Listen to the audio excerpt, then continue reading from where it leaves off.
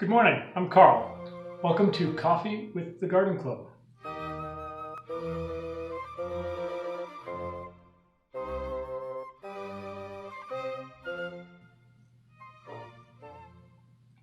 This morning we're going to talk about hostas, and because this is the Food Forest Garden Club, we're going to talk about eating them. Many people don't know that you can eat hosta plants, and some people, I think, are surprised by this, but it is a food in Japan. So these have been eaten for possibly thousands of years. From what I understand, all hostas are edible. Some taste better than others. I have not tried a wide variety of these, so I am going on information that I found. I have personal experience, but I also found some of this information online. So you can do your own research if you're curious about the particular kind of hosta that you grow. I'll show you some pictures of the ones that I grow and that I have tried eating.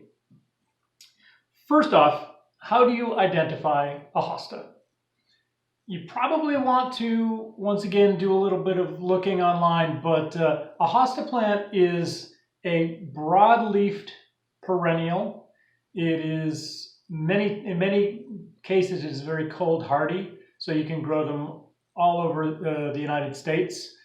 It shoots up a flower stalk.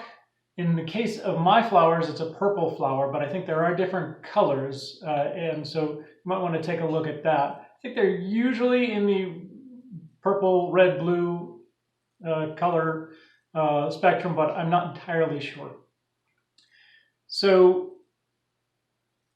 you can identify them with the broad leaves. They usually come up from a clump in the spring. They will shoot up shoots that look like little rocket ships almost. And then they will spread out into leaves. And then a little later on in the season, they will have flowers which are usually on tall stalks. Although I think there are probably varieties that have changed that. Maybe there are shorter stalked varieties, but mine shoot up on tall stalks and have purple flowers coming off of them. Some of the leaves are variegated in some varieties, and some are just one color. Sometimes you will find a white and green combination in the leaf color. Sometimes it'll be yellow and green. There are some pure white varieties. There are pure green varieties. The variety that I most commonly have eaten has been a pure green variety that grows in clumps that are generally, we have some very mature plants, so probably about 2 to 3 feet in diameter. The leaves themselves on my particular plant are probably more like a foot or less in length, fairly broad, although many hosta varieties have much smaller leaves, and some hosta varieties are absolutely gigantic. So you might find like a 5 or 6 foot diameter hosta plant. I don't have any of those, but I would sure like to. So I will let you look online for your particular variety and the most commonly eaten varieties, because from all I know, this is hearsay. What I can tell you is that the variety that I eat is tasty, and I will show you and tell you a little bit about how I prepare that. In the springtime, like I've already said, the hosta shoots up these spikes out of the ground.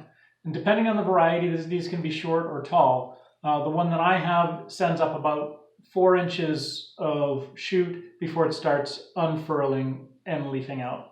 I've heard these referred to as hostons, but I haven't been able to confirm anywhere that this is a real technical term. It could just be a familiar term that some people use.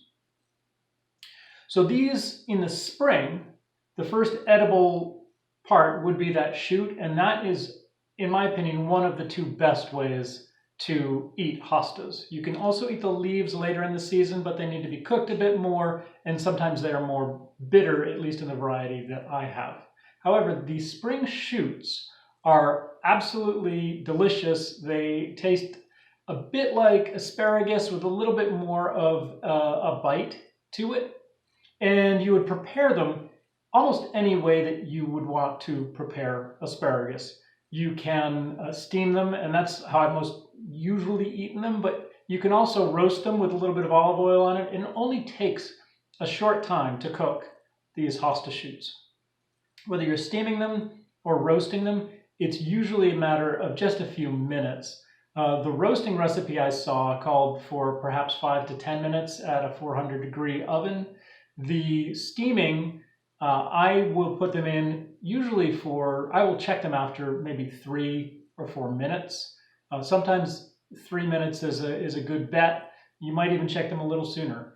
They then can be eaten just with butter or a little olive oil. You can also eat them with pesto. I really like hosta shoots with pesto. And the other edible part of the hosta plant, which comes a little bit later in the season. So beyond just the shoots, like I said, you can eat the leaves at any point in time, but they're not always tasty, and it depends on the variety from what I understand. My variety, the leaves get pretty tough and are a little more bitter. However, when they start shooting up the flower buds, and on my variety, those stalks can be about yay tall. The buds, before they've opened up, and the stalks themselves are excellent for eating, and they taste very similar to the shoots. They are kind of like a very skinny version of asparagus. And once again, steaming those is a perfect way of cooking them, and then, adding a sauce or something like that. And that's generally how I cook them. Once again, very quick to cook, and kind of like a slightly bitter asparagus. When I say bitter, I don't want you to get the wrong idea, because they really are tasty. In fact, many people who I have introduced these to have said they like them better than asparagus. So also, if you experiment with different varieties, you might find that they aren't as bitter. You might find there are milder varieties. I'm not, like I say, I've only had a couple of types, and each of the types that I've had some bitterness to them. However, the least bitter parts are the spring shoots before they've unfurled, and the flower buds later on in the season. We have lots of hostas, and these came from my grandparents, so I'm not entirely sure what variety they are. I would love it if somebody watching this video could positively identify this for me, so I could say definitively once and for all, this is the kind of hosta that I have. I might feel more confident saving seeds and sharing them with other people if I could be certain about that. And I imagine the seeds would be pretty much pure for that variety, because there are very few other people right nearby who have hostas, and they are an older variety, so very unlikely that they would be a hybrid, but it's possible, I suppose. And so I would have to grow them out myself before being certain about that. So one of the most frequently asked questions that I get about hostas is whether or not harvesting the flowers will stop them from flowering, or whether the flowers will come back. And I can't say for certain, but what I can say is that with the plants that I have, I'm usually able to harvest up to a third of the flowers, and I will not see, I won't even notice when it comes time for them to actually blossom. I won't notice the missing flowers.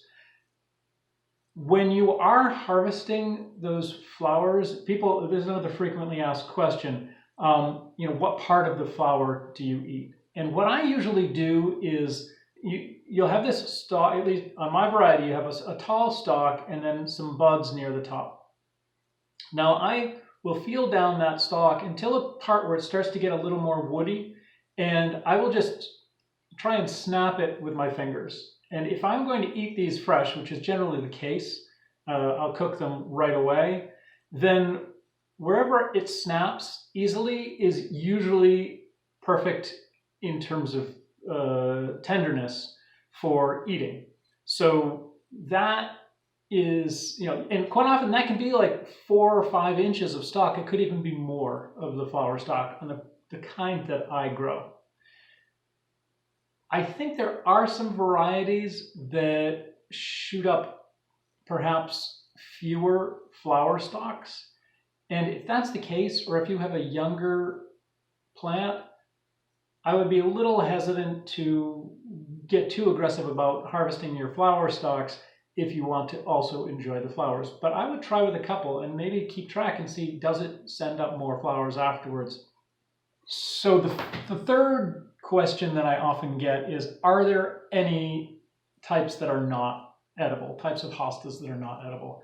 I've been eating hostas for probably a decade now, and I have done a lot of research and have never run across anybody reporting that there are toxic hostas or that there are any toxins that you have to be careful of in hosta plants.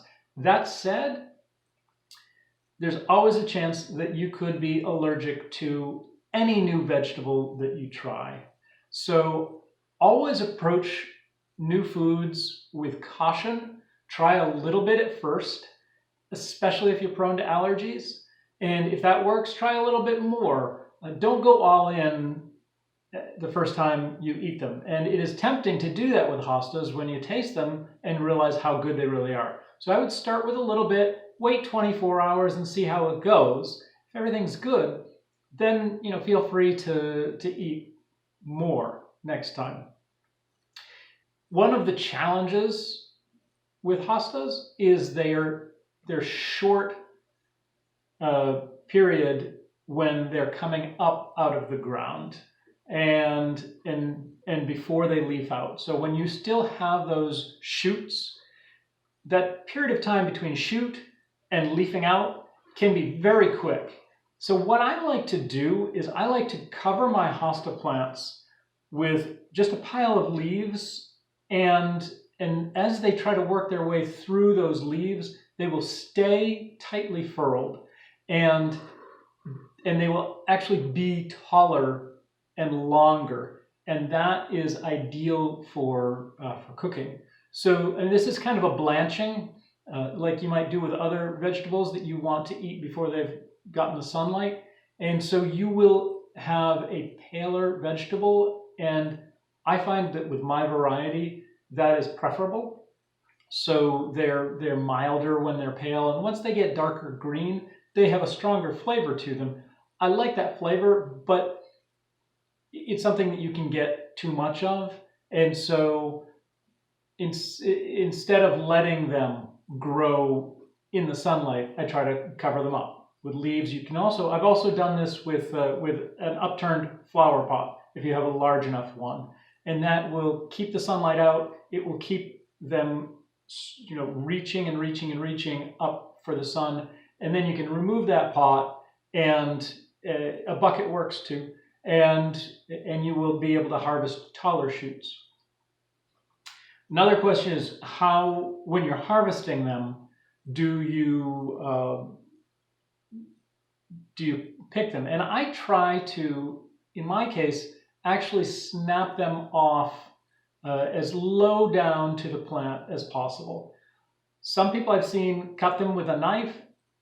I don't know if that's a better or worse way of doing it. My fear is that by slicing them, you expose the plant possibly to pathogens or anything else that might get in. And so instead, I try to snap the individual shoots off right near the root.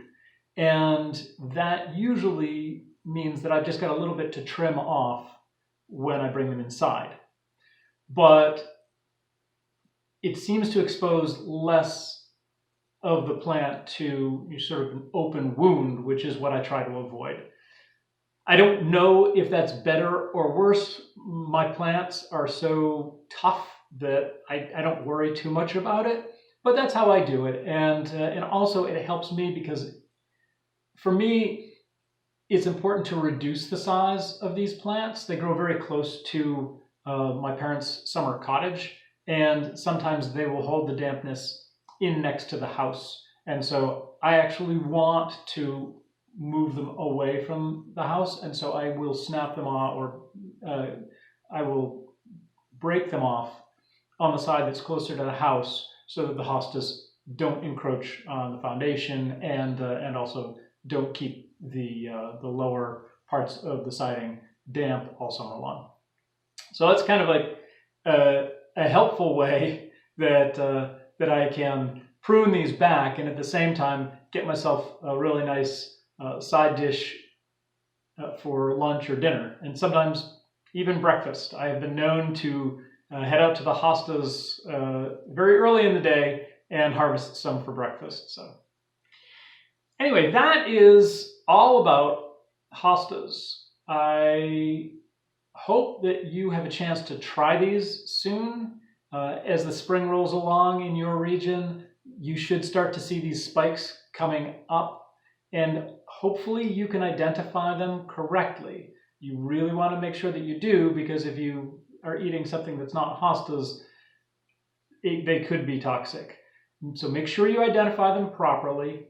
Make sure you cross-reference with pictures online, maybe even a good plant identification book. And if you are sure, or if you've bought them as hostas and planted them yourself, then you should be able to comfortably try them and see what you think of this food. So I hope you have enjoyed this session of Coffee with the Garden Club. I look forward to seeing you again soon. I hope you give me a thumbs up and leave any comments below what you think about this video, anything that you know about edible hostas.